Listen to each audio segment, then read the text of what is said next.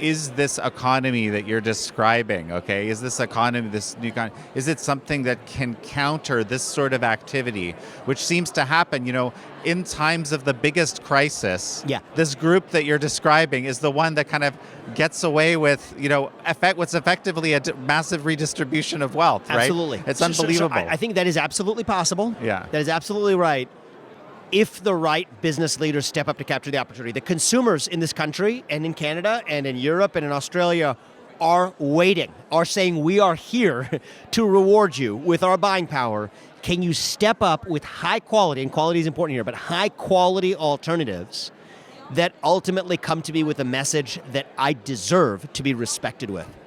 And if the right class of business leaders and entrepreneurs step up, I think it is the defining economic opportunity of our generation. And we will look back, companies like Facebook were born not on a technology, they were born on fundamental human insights about human psychological frailties, okay? Where they said that we can prey on someone's envy or their lust or their insecurities, their psychic insecurities, to open up a lens into their deepest wants and desires that proved to be the treasure trove of the last 2 decades to build a digital advertising economy that ended up creating the greatest economic force in modern human history. It was a turning point. I don't think it was a turning point for the better, but I think it was a turning point nonetheless. I think we're at one of those turning points where there's a good way this plays out and a bad way this plays out. I'll tell you both ways it plays out. There is a hunger for a cause, for meaning, for purpose, for identity that are not being served up through our politics or through other institutions that could be accessed through, the left has done a good job of this in creating a blue economy that tells young people that they can go to Ben & Jerry's and order a cup of ice cream with a cup of morality on the side and say that it's left-wing morality that gives you a fast food answer to that moral hunger. There's an opportunity across the rest of the country too. Here's what I don't want to see happen. It could happen. And I think it's a business opportunity and people can capture it. Here's what I don't want to see, though, personally, as a citizen, is a right-wing alternative. To say that we're going to create the right-wing alternatives to that and sell a lot of goods by ultimately offering the red economy in response.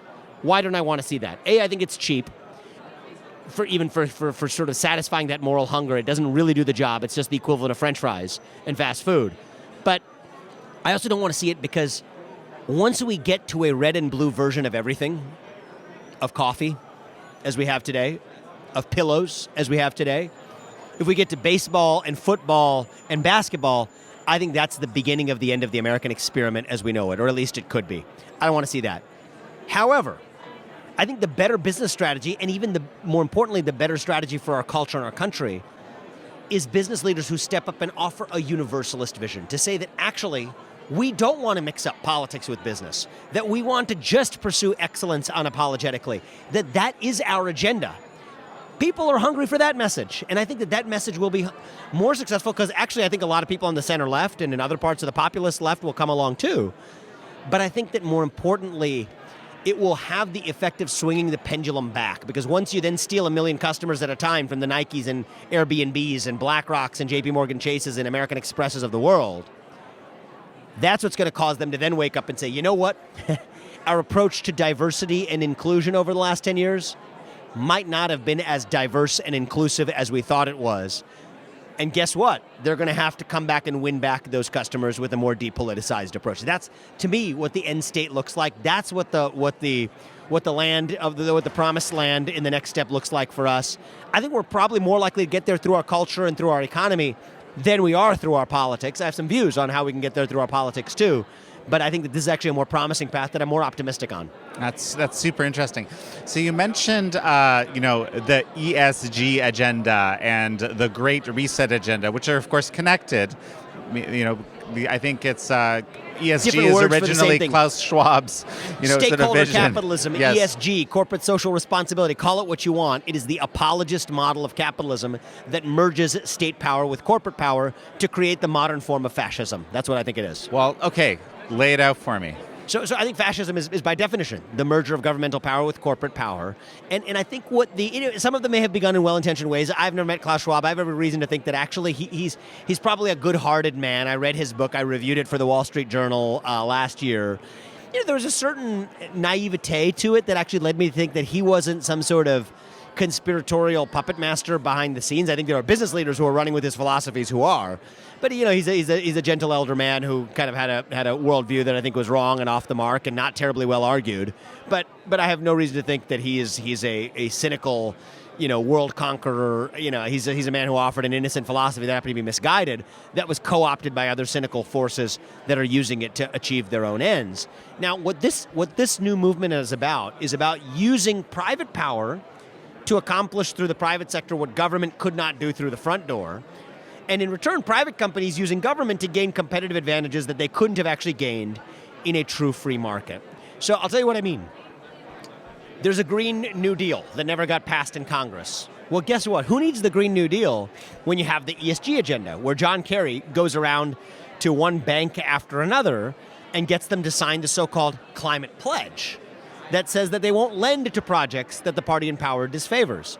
Well, guess what? That's using governmental power to do through the back door what government couldn't do through the front door. And I will tell you, Jan, I think you know this, banks are not charitable institutions. So when they sign that climate pledge, what are they getting in return? That is the question we need to be asking. Big tech censorship. You have a party in power in the House, in the Senate, in the White House that is coordinating with technology companies to censor content that government could not censor directly under the First Amendment. I say that if it's state action in disguise, then the Constitution still applies. But what do these firms then get in return is they get favors through the black door. I called it black door because of BlackRock. It was probably a slip of the tongue, but BlackRock has half their alumni up and down staffing the Biden administration. They get to be the administrator of the COVID-19 relief stimulus packages.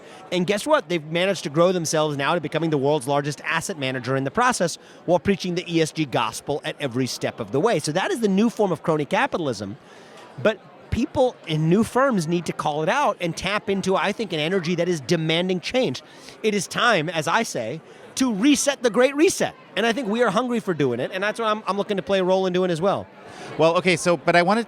There's a lot of buzz about the Great Reset. Frankly, there's a lot of discussion about ESG as well, so I want to touch on that. But what's the Great Reset? The Great Reset is the use of COVID-19 and other catastrophes to be able to achieve something that people would have otherwise never accepted, which was a merger of power across the different institutional spheres of our lives.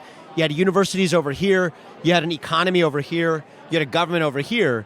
The Great Reset is all about dissolving the boundaries between those institutions to give the managerial elites in charge of each of them power over not just one of them at a time, but over all of them at the same time. That is what the Great Reset is all about. And the question is what everyday citizens are going to be able to do about it before it's too late. I personally think there's a lowercase r Great Reset going on in the other direction, to say that actually they're the truckers you see in Canada, who smell what's happening, and they know that they see not just a political movement, but a pan-institutional movement that is set up to permanently exclude them in the name of inclusion, and they're not going to stand for it. And these two Great Resets, I think, are coming to a head.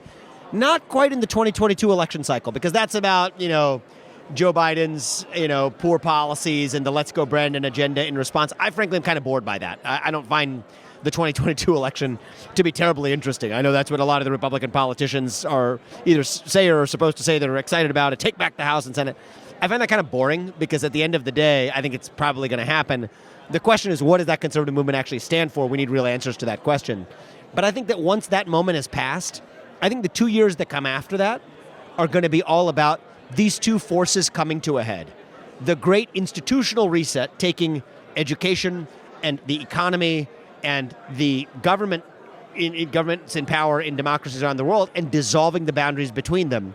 And the lowercase r reset in response to say that no, we the people in democracies defected from old world Europe. We came to the new world because we rejected the idea that a small group of managerial elites decide behind closed doors what's good for the rest of us in society at large.